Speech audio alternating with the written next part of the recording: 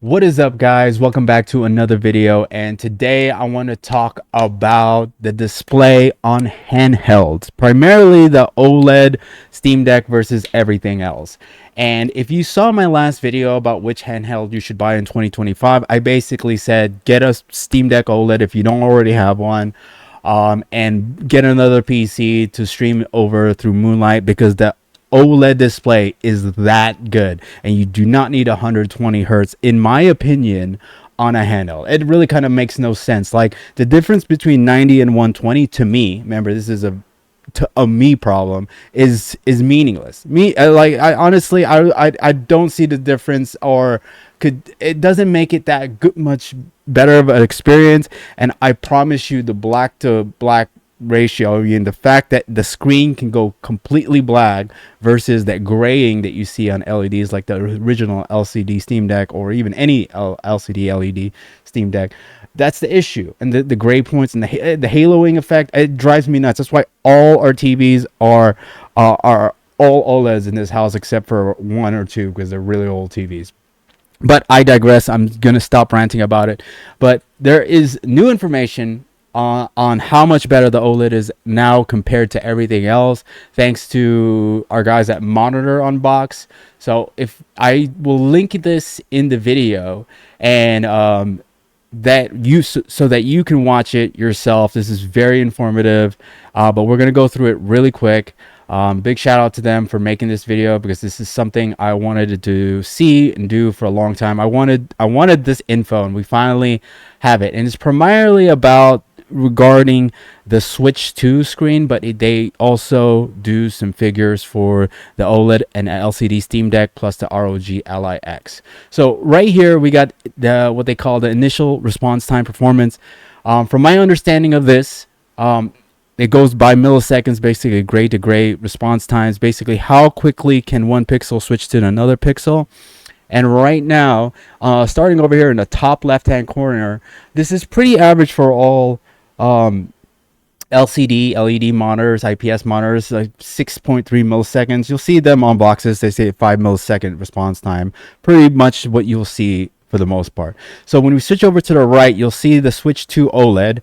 It says 33. So the lower the number, the better. The higher the number, the worse. And in this graph, the Switch 2 LCD is the worst from gray to gray response times. 33 milliseconds. Switch 1 LCD is 21 milliseconds. Steam Deck LCD is 19.6 milliseconds. So better than the Switch 2 and Switch 1, but not by that much with the Switch 1. And then we go to the bottom left hand corner, we have the ROG Ally X, which is by far faster than the Switch 2, the Switch 1, and the Steam Deck LCD. That's kind of another reason why I recommended this particular one over the Steam Deck OLED. But if we move over to the right, the OLED is faster than the Ally X by 8 times. So it's a 1 millisecond response time on average, and that is pretty dang close to the 0.3 milliseconds from your standard gaming OLED monitor over here on the right. So remember, the lower the number, the better. The slower the number, the worse it is. And what does that mean? What does that mean exactly? It kind of means a lot to this figure right here. So this is the Blur Buster UFO test, Nintendo's, and then we have the Switch 2, Switch LCD, Steam Deck, ROG Ally X. So right here, you'll see that the Ally X is the best, because you'll be able to see the little hazard marks better. You'll be able to see the alien a little bit better on all figures, and it predominantly gets worse the further to the left we go, all the way to the Switch 2, where it's complete blurry mess. That's what this is recording. That's what these figures basically are recording, is how this is essentially going to look. And yes, I get it. You're probably going to be like, that's not how it works, Poppy. I'm not a big monitor nerd. This is what I understand of it. So if you have a better understanding, please leave it in the comments below. But for the most part, that's what I understand from this. And if we move further down the video, they add the OLED. So the OLED's on the right now. Switch, then we got Ally X, Steam Deck, and then Switch 2 in the far left. You'll see that the OLED has a better picture. You can see the hazard, the aliens, the lines. You can see that there's text right here better than you can see in the Ally X. overall a better image, and that's why the OLEDs are king, because that they're just the quickest response time, regardless of the fact they have deep blacks. All right, the deep blacks is the reason why I love OLED. It just looks so good on games. It's a game changer if you ask me. Now let's take a look right here. So they have a great performance on everything basically out there. So he'll have something listed right here in the very bottom. It's a Sony PlayStation Portable, which is the worst you can get, and then the second worst is the Nintendo Switch. 2, and then it goes Nintendo Switch, then Valve Steam Deck, then a normal IPS LCD gaming monitor.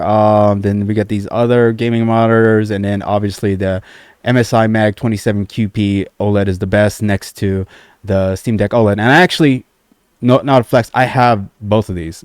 That just shows you how much of a snob I am when it comes to stuff like this, because I cannot stand a bad monitor. For me, that should be like the where most of your investment should go onto your display, because who cares how good your graphics card or your CPU is? It's even a crappy display. All right.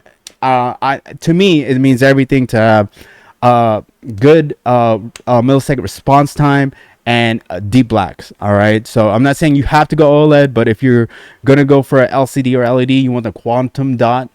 That just means there's a lot more LEDs versus, like just a halo around the edges LED, which is most panels. That's what a Steam Deck LCD looks terrible, especially compared to the OLED. But yeah, that's my take on it. This is if anything, this is more proof why you should buy a Steam Deck OLED. And I believe right now they are back on sale on Valve. I think when I did this video, they were sold out. And yeah, look, they're back in stock. You can buy one now, $549. My cousin just asked me which one he should get, and I told him to get the ROG Ally X just because he doesn't have a PC.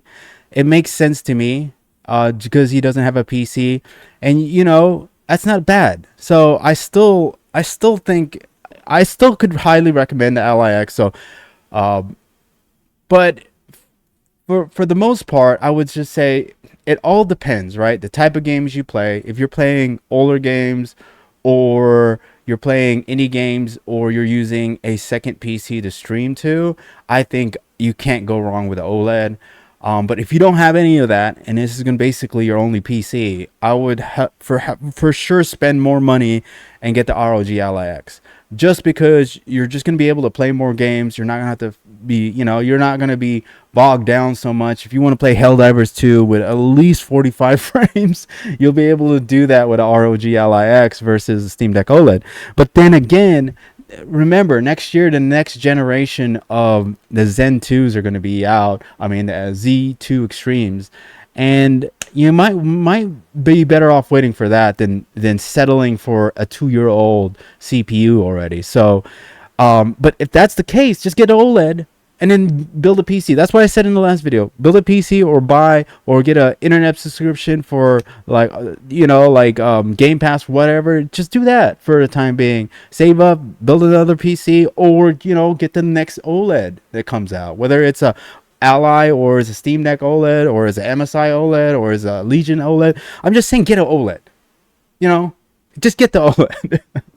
But other than that, guys, thanks for watching. Hopefully you found this informative. If you have any questions, comments, concerns, or if you want to add anything to this, I'm sure someone's going to watch this and want to know as much as they can to be a better consumer and spend their money more wisely. Please leave them in the comments below. But other than that, guys, thanks for watching. I'll catch you on the next one.